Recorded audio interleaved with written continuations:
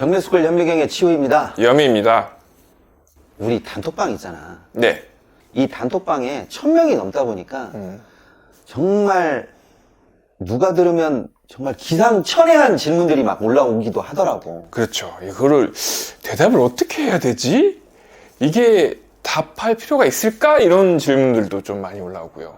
그런 질문뿐만 아니라 이게 질문을 하기에도 그렇고 대답을 안 하기도 그렇고 좀 묘한 질문들이 많이 올라와. 그렇죠. 이제 1000명 있는 방에서 불법적인 걸 또 얘기할 수도 없고, 그렇다고 편법을 또 함부로 얘기하기도 그렇고, 뭐 그런 상황도 또 벌어지기도 하죠.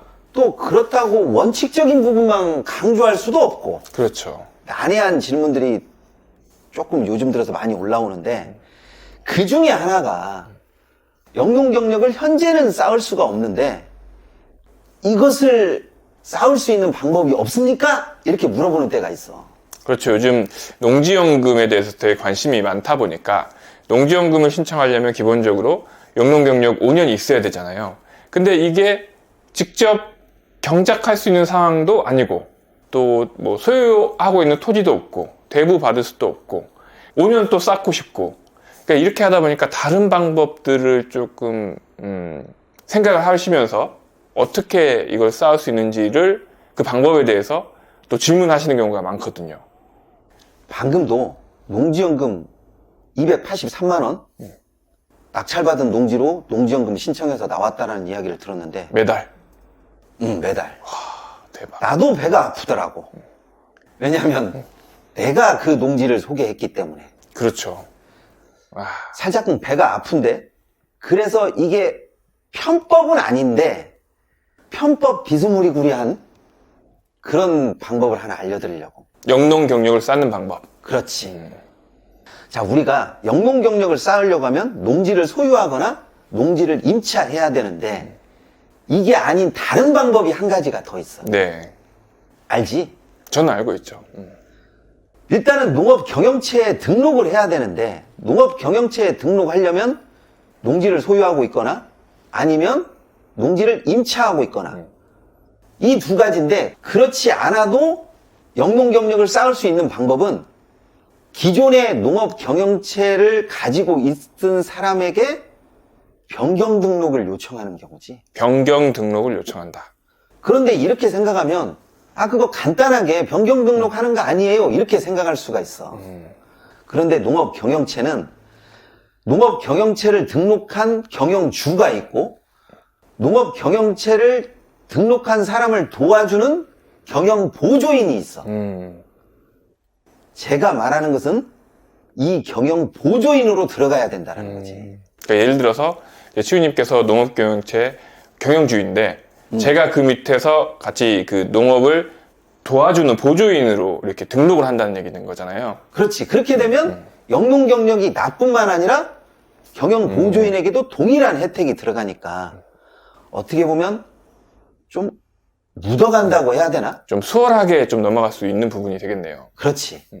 기존의 농업 경영체를 가지고 있으신 분들의 밑으로 들어가는 거니까, 이 부분은 뭐 이런 거 있잖아.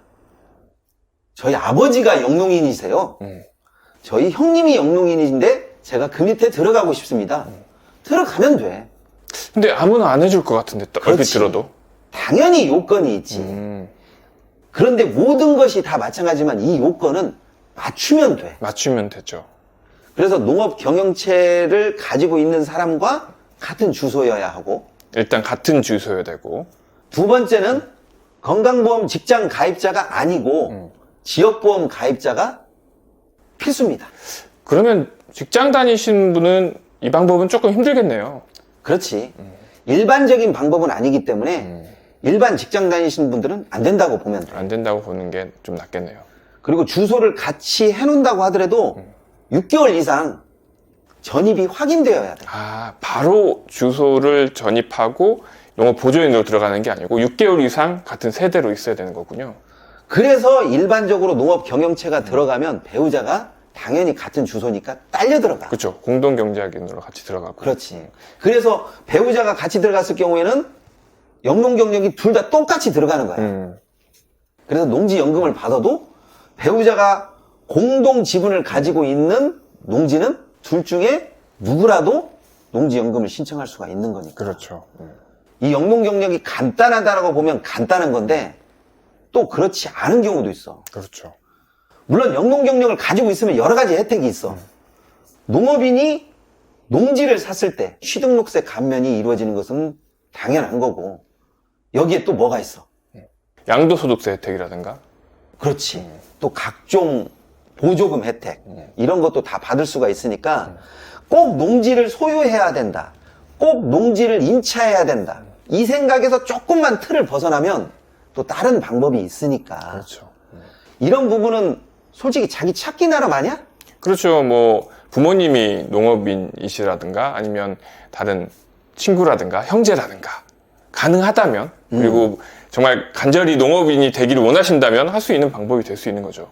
그리고 일반적으로 귀농 귀촌을 하시는 분들도 바로 귀농 귀촌을 하기보다는 좀 이런 식으로 해서 간접 체험을 하고 난 이후에 귀농 귀촌을 하고 자기 농지를 소유하는 것을 나는 추천해. 왜냐하면 농지를 갖는다라고 하는 것은 이게 다른 의미야. 내가 임차를 해서 농사 경력을 쌓는 것은 안 되면 예를 들어서 농지를 취소시키면 되니까. 취소시키면 되는데 소유한다라는 것은 안 되면 이 농지를 팔아야 되는데 팔리냐고. 쉽게 팔 수 없죠, 그거는. 그런 면에 있어서 가끔 막 시세가 얼마 가는데 왜 안 팔릴까요? 당연히 안 팔리지. 다음 매수자가 쉽게 나타나지가 않으니까.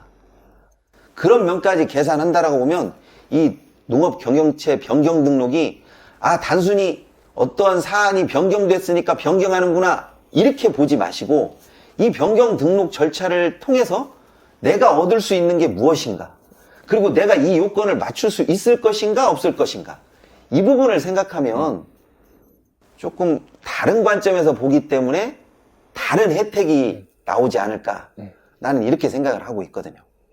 그래서 농업 경영체 등록도 중요하지만 주변에 농업 경영체를 등록하신 사람의 요건을 내가 그대로 흡수할 수 있는지, 또 그 영농 경력을 가지고 내가 뭘 할 수 있는 건지, 이런 부분까지 좀 따져보면 이 농업 경영체 변경 등록이 어떤 사람에게는 꽤 유용한 정보가 될 수 있을 거라고 나는 확신해. 그렇죠.